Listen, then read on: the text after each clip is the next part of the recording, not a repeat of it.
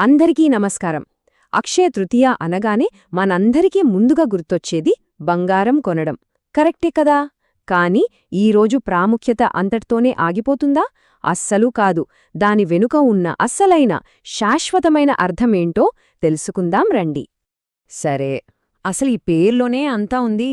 ముందుగా అక్షయ అనే పదాన్ని తీసుకుందాం. సంస్కృతంలో దీని అర్థమేంటంటే ఎప్పటికీ తరగనిది, నాశనం లేనిది, అంటే శాశ్వతమైనది అన్నమాట. పేరులో రెండో భాగం తృతీయ అంటే మూడోది, మూడవ తిథి అని. అసలు ఈ 3 అనే సంఖ్యకు చాలా పవరుందండి. దీన్ని సృజనాత్మకతకు, అదృష్టానికి, ఇంకా చెప్పాలంటే సాక్షాత్తు శివుడి మూడో కంటి శక్తికి కూడా ప్రతీకగా చూస్తారు. సరే, ఈరోజు మనం ఈ ప్రయాణంలో ఏం తెలుసుకోబోతున్నామంటే అసలు అక్షయ తృతీయ అంటే ఏంటి, దీని వెనుక ఉన్న ఖగోళ, జ్యోతిష్య ప్రాముఖ్యతేంటి, తరతరాలుగా చెప్పుకుంటున్న పురాణ గాథలు, అందరూ ఇష్టపడే బంగారు సంప్రదాయం, వీటన్నింటి వెనుకున్న అసలైన నిధి ఏంటో అన్ని వివరంగా చూద్దాం. మొదటి విభాగానికొచ్చేద్దాం. ఈ రోజుకి ఒక ప్రత్యేకమైన పేరుంది. అదే సర్వసిద్ధి ముహూర్తం. ఎందుకంటారలా? ఎందుకంటే ఈ రోజు మొదలుపెట్టిన ఏ పనైనా సరే ఖచ్చితంగా విజయం సాధిస్తుందనేది ఒక ప్రగాఢ విశ్వాసం. ఇది మనమంటున్న మాట కాదండి. స్కందపురాణం లాంటి ప్రాచీన గ్రంథాల్లోనే దీని గురించి చాలా స్పష్టంగా చెప్పారు.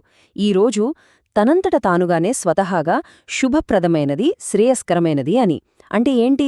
ఈరోజు మీరు ఏదైనా కొత్త పని, అదొక వ్యాపారం కావచ్చు, ఒక కొత్త ఇల్లు కావచ్చు, ఏదైనా సరే మొదలుపెడితే అది శాశ్వతంగా నిలిచి విజయవంతమవుతుందని నమ్మకం.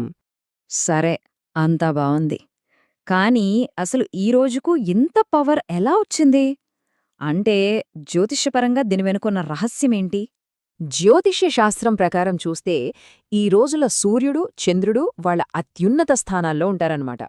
అంటే వాళ్ల ప్రభావం చాలా బలంగా ఉంటుంది. అంతేకాదు, సంపదకు కారకుడైన శుక్రుడు కూడా చాలా అనుకూలమైన స్థితిలో ఉంటాడు. అందుకే ఈ రోజంతా ఉదయం నుంచి రాత్రి వరకు ప్రత్యేకంగా మంచి సమయం కోసం పంచాంగం చూడాల్సిన పనేలేదు. మొత్తం రోజే ఒక మహాముహూర్తం. ఇక అసలు విషయానికొద్దాం. కథలు. మన పురాణాల్లో ఎన్నో చారిత్రాత్మకమైన, కీలకమైన సంఘటనలు సరిగ్గా ఇదే రోజున మొదలయ్యాయని చెబుతారు. చాలా ఆసక్తికరంగా ఉంటుంది. చూద్దాం రండి. ఒకసారి చూడండి, ఒక కొత్త యుగం, త్రేతాయుగం మొదలైంది ఈ రోజే. విష్ణుమూర్తి 6వ అవతారమైన పరశురాముడి జననం కూడా ఈ రోజే. ప్రపంచంలోనే అతిపెద్ద ఇతిహాసం, మహాభారత రచనకు శ్రీకారం చుట్టింది కూడా ఈ అక్షయ తృతీయ నాడే. ఇలా చెప్పుకుంటూ పోతే అక్షయపాత్ర, కుబేరుడికి ఐశ్వర్యాధిపత్యం, అన్నపూర్ణాదేవి అవతరణ, ఎన్నెన్నో గొప్ప ప్రారంభాలకు ఈరోజు సాక్ష్యంగా నిలిచింది. అయితే ఇన్ని కథల్లోనూ ఈ రోజుకున్న శక్తిని, ఆ పరివర్తనను కళ్లకు కట్టినట్టు చూపించే ఒక కథ ఉంది. మనందరికీ తెలిసిన కథే, శ్రీకృష్ణుడు, ఆయన పేద స్నేహితుడైన సుధాముడి కథ. కృష్ణుడు ఎంత ఆనందంగా ఆ అటుకుల్ని స్వీకరించాడో మనకు తెలుసు. ఆ తర్వాత సుధాముడి ఇంటికి తిరిగి వెళ్లేసరికి అక్కడ తన పూరి గుడిసెలేదు. దాని స్థానంలో ఒక బంగారు భవనముంది. అతని జీవితమే మారిపోయింది. చూసారా? హృదయపూర్వకంగా సమర్పించిన చిన్న కానుకకు అక్షయతృతీయ రోజున ఎంతటి ప్రతిఫలం దక్కిందో. ఇక్కడే అసలు విషయం మొదలవుతుంది. ఈ కథలు, ఈ నమ్మకాలు, ఇవన్నీ మనల్ని ఒక ముఖ్యమైన సంప్రదాయం దగ్గరకు తీసుకెళ్తాయి. అదే బంగారం కొనడం. మరి ఈ ఆచారం అసలు ఎలా మొదలైంది? ఎక్కడ్నుంచొచ్చింది? అసలు ఈ రోజు బంగారం కొనడం ఎందుకంత ముఖ్యం? ఈ రెండింటి మధ్య ఉన్న బలమైన బంధమేంటో ఇప్పుడు కొంచెం లోతుగా పరిశీలిద్దాం. ఈ సంప్రదాయానికి మూలం సాక్షాత్తూ సంపదల దేవత అయిన లక్ష్మీదేవి. ఆమెను ఎప్పుడూ బంగారంతోనే వర్ణిస్తారు. చూడండి, ఆది శంకరాచార్యులు సరిగ్గా ఇదే రోజున పఠించిన కనకధారా స్తోత్రంలోని ఈ శ్లోకం అదే చెబుతోంది. ఈ సంప్రదాయానికి ఎంత బలమైన, ప్రాచీనమైన ఆధారముందో దీన్నిబట్టి అర్థం చేసుకోవచ్చు.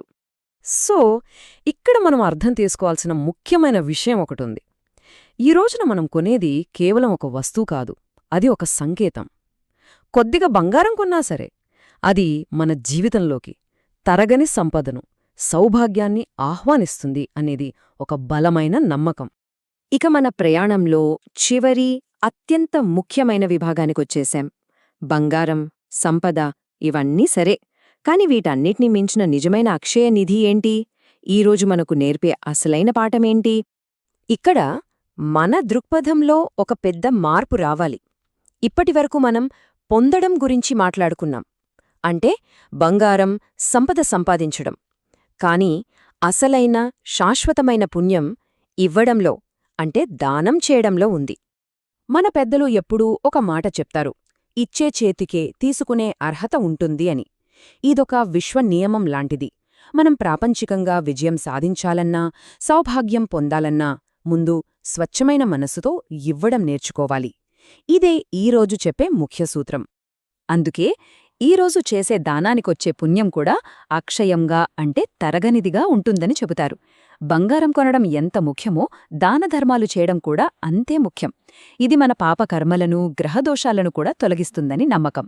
సో పూజలు, పితృతర్పణాలు, నిస్వార్థ సేవ ఇవే నిజమైన అక్షయ సంపదను మనకు అందిస్తాయి.